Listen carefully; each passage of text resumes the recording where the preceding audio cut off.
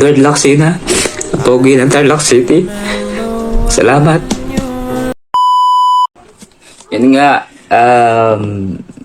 dahil nga guys, blessing po talaga sa akin to ngayong araw na to dahil binigay ni Lord at dahil bisa sabihin ko kasi guys, sobrang dami ko po na mga experience ko noon mula noong 2020 guys. Marami na akong mga pinagdaanan about dito sa vlogging, kaya gusto kong i-share sa inyong lahat ng mga viewers, mga followers, mga content creators, kung sino man po kayo, mga kaibigan ko, sa lahat ng mga nanonood po sa akin. Maraming salamat po sa inyo guys. Kaya po sabi ko po sa inyo, nagbunga na po lahat ng pinaghirapan ko mula noong 2020 hanggang 2023 guys. Sobrang blessed na talaga po ako dahil yun nga po, dahil napaka-bless natin, dahil nakuha po natin yung 100 billion in the house. Alright, thank you so much po sa lahat po ng mga nagpa-follow sa akin. Thank you so much. Hindi ko po kayo makakalimutan talaga. First time mangyari sa buhay ko na nagkaroon po ako ng 100 million followers po dito sa Facebook. Mahirap po talagang kuhanin yung 100k thousand na followers guys. Sobrang hirap. Kahit 10 nga mahirap makahanap ng 10. Kaya I'm so blessed na naghihirap at nagbunga na po lahat ng paghihirap ko po talaga dito sa mundo ng vlogging, sa social media. Super blessed. I'm so blessed.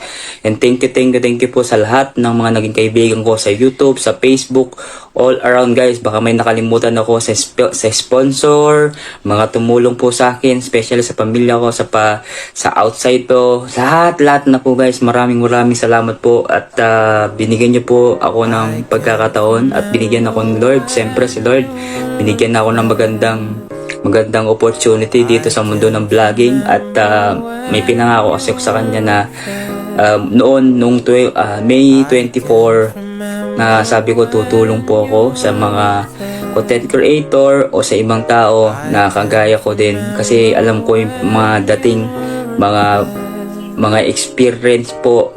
Kumbaga ako kasi punong-puno talaga ako na may experience noon mula nung nag-vlog talaga ako guys. As in talagang puro kahihiyan, sinasayaw ako, tapos kumakanta. Maraming taon na po talagang pinagdaanan ko about dito sa vlogging. Marami na rin ako mga pinagdaanan sa basher, pero di pa rin ako nawala ng pag-asa na ginawa ko pa rin yung best ko, kasi gusto ko po talaga guys, gusto ko po talaga makilala dito sa Tarlac, kaso hindi ako pinapansin ng buong Tarlac nga, kaya gusto ko mapapansin talaga.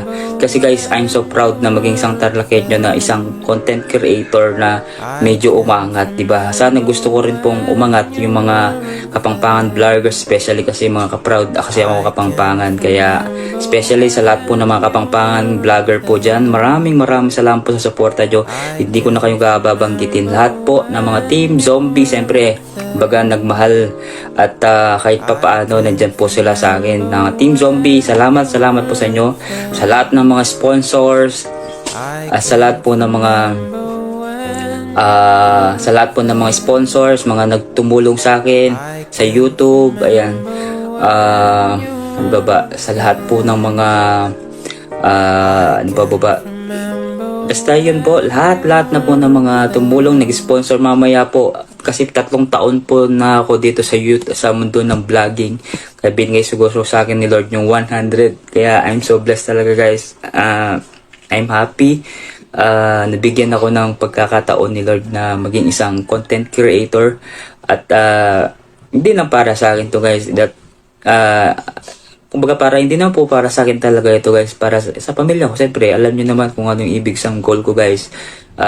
Yun po, sana supportan nyo ko hanggang dulo. Sana hindi po kayo magsawa. At hanggat nandito po ako, talagang tutulong po talaga ako sa mga content creator.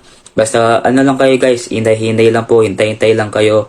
Hindi naman po basta-basta agad nakukuha po yan guys. Basta manalig lang po kayo kay Lord. Alam ko kahit hindi ako nagsisimba,